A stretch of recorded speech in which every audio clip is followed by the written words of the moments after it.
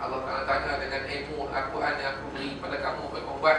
Dia kata aku baca siang dan malam, ajar orang lain dan sebagainya. Lalu Allah kata pembohong, kazabta, kamu ni pembohong. Kamu buat begitu supaya orang puji kamu yang kamu ni qari, mahir, pandai baca Quran, mahir tentang Al-Quran. Akhirnya dimasukkan dalam neraka. Orang yang dermawan, Allah tanya dia, aku beri banyak nikmat harta benda kepada kamu, apa yang kamu buat? Dia kata, aku kiri dan kanan yang aku derma kepada orang. Aku buat tu kerana-Mu ya Allah. Akhirnya Allah kata, kadzab, betul, kamu ni pembohong. Kamu buat begitu supaya orang kata kamu ni dermawan.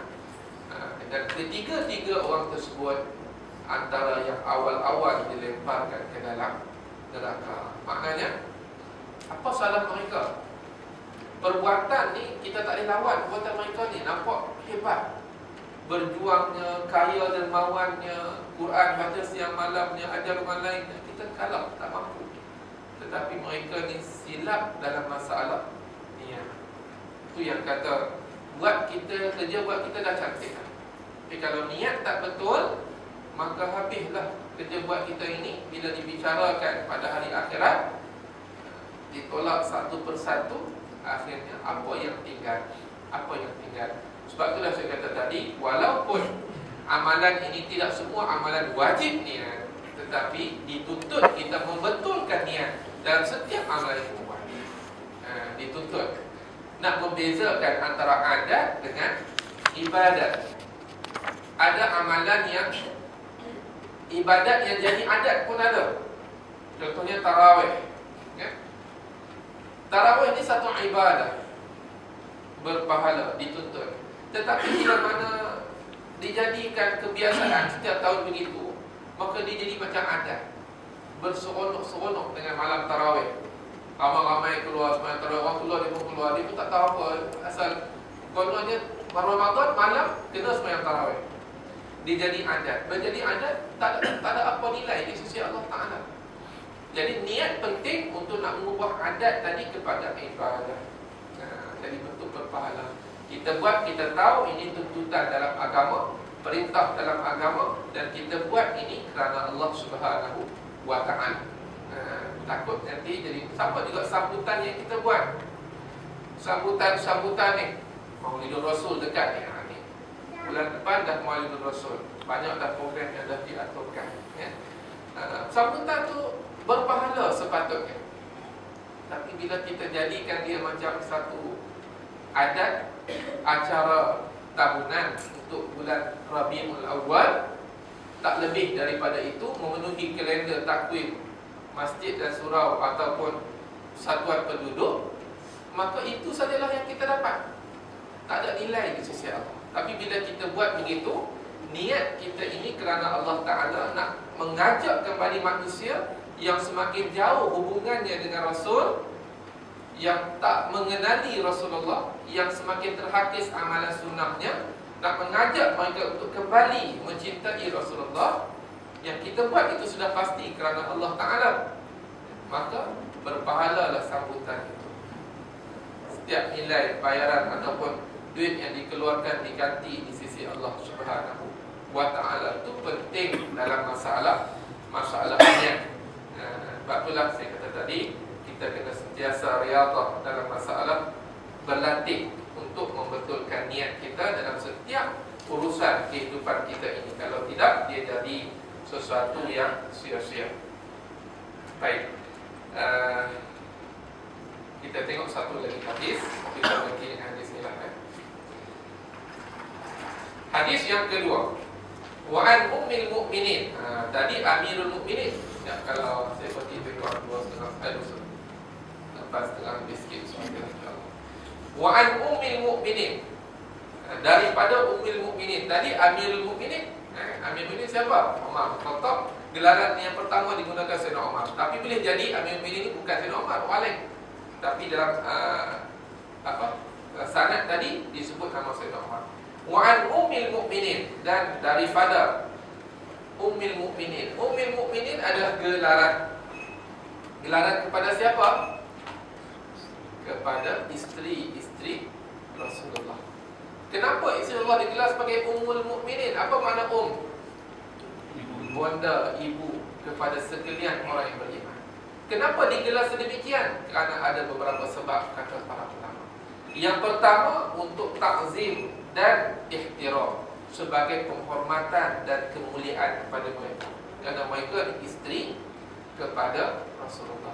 Yang kedua, kerana nak menunjukkan haram selepas kewafatan Rasulullah itu, ataupun yang bekas isteri Rasulullah ini tidak boleh lagi dikahwini oleh mana-mana orang Islam selepasnya. Sebab apa? Sebab ibu. Boleh kahwin dengan ibu? Tak boleh kan?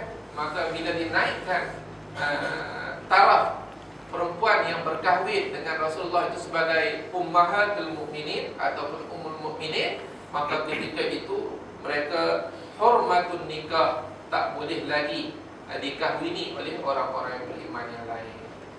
Mereka ni macam tahap ibu kepada orang yang beriman. Satu kemuliaan. Orang yang cakap tak jaga dalam masalah poligami dan sebagainya. Contohlah, dia kata orang yang isteri yang kedua ni perampas isteri yang pertama, perampas suami isteri atau perampas kedua isteri.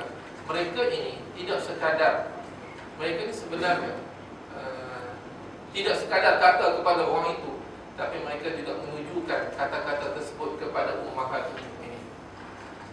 Ummahatul Mukminin, isteri-isteri Rasulullah. Sebab tu kena hati-hati. Kena hati-hati istilah kita kalau marah macam mana pun, sebut yang betul lah. Jangan kerana emosi kita sebut lebih daripada yang sepatutnya. Dan sebut pun kena bertempat dengan orang yang tertentu. Tak boleh dalam Facebook, dalam radio. Dan radio cerita masalah suami dia, dan radio tu satu Malaysia dengar. Itu dosa-dosa besar tu yang orang tak sedar. Sama juga suami cerita masalah isteri dia dalam radio, satu Malaysia dengar.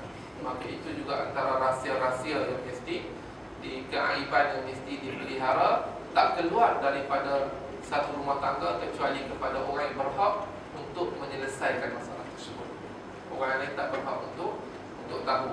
Jadi tuan-tuan, itu Ummul Mukminin. Ummul Mukminin adalah gelaran mak kepada orang beriman. Kalau semua isteri Allah kita sebut Ummahatul Mukminin, bonda-bonda kepada orang beriman. Itu isteri baginda sallallahu alaihi wasallam. Kita guna Ummul Mukminin kenapa? Kerana nak menghormati dia dan menunjukkan yang diharamkan orang lain berkahwin dengan mereka. Baik. Siapa? Ummi Abdillah, Ummul Mukminin, Ummi Abdillah. Ummul Mukminin ini laqab, gelaran. Yang ini kunyah. Ummi Abdillah, mak kepada Abdullah. Mak kepada Abdullah siapa? Aisyah radhiyallahu anha. Bukankah Aisyah tak kahwin? Dia dah sebut Ummu Abdillah, mak kepada Abdullah. Aisyah tak kahwin. Tadi kita dah sebut kunyah boleh dibagi beberapa sebab. Maka dalam konteks ini, kenapa Aisyah radhiyallahu anha digelar sebagai Ummu Abdillah, mak kepada Abdullah? Abdullah ni anak kepada Sayyidatuna Asma radhiyallahu anha, kakak kepada Aisyah.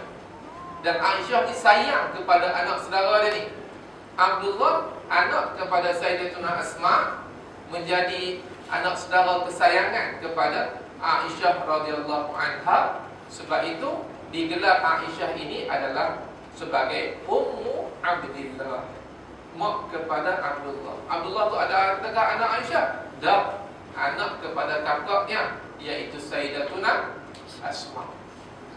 Itu kunyah. Jadi kalau kita buat kunyah ni menarik kan? Ada buku yang bicarakan tentang kunyah. Baik. Jadi laqab Ummul Mukminin, kunyah Ummu Abdillah, Aisyah radhiyallahu anha. Barulah datang nama Aisyah. Tengok adab, dia sebut gelaran dulu, kunyah dulu, baru nama. Sebab itulah bila orang jumpa Rasulullah, bila orang kata ya Muhammad, akan ada sahabat yang terima. Sebutlah ya Rasulullah, atau ya Muhammad, ya Rasulullah, ya Muhammad Rasulullah, umpamanya. Kena ada gelaran-gelaran itu, beradab. Kita pun kalau cerita tentang Nabi ni, dia sebut